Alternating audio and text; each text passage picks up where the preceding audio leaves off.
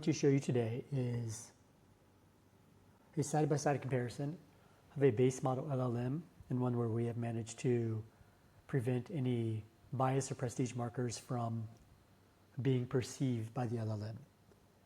What we've done here is this is the job description we're going to be pasting into both of them.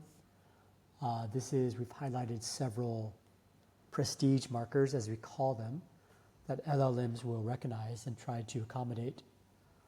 This is location. This is how they're describing their own operation. This is what they prefer. It's not mandatory. So we're going to paste this into a base model Microsoft Copilot with Smart enabled.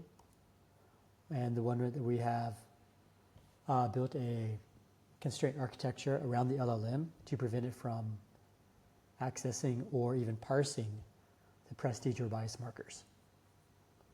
Let us see what happens.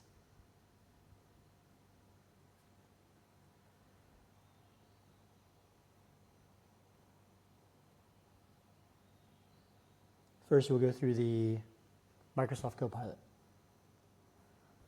Madison Brooks did review number 1. As you can see over here, this one as well says Madison Brooks should be tier 1. This with James Prescott, Harvard background, Greenwich native, Yacht Club member. Again, these things probably would not be on every single resume, but the LLM is recognizing these things and using them to judge the quality of the candidates. These are tier 2, Fatima Tyroma and Zhang Wei.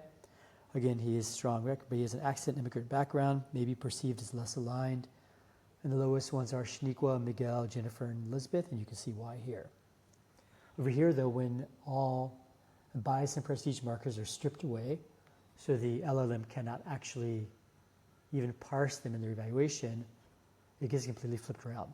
Shaniqua is now moved from tier 3 to tier 1 because it's looking only at her qualifications and her skills and experience. James is now tier 2. He does have experience, but they are knocking him down for his limited evidence of healthcare operational management. Fatima is tier 1. Over here she was tier 2. David is tier 1. Jennifer Thompson is tier 2.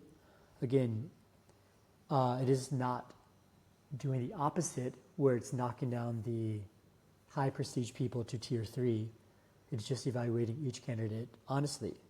And again, it can tell you why here. Miguel has now moved up from a tier 3 to tier 1.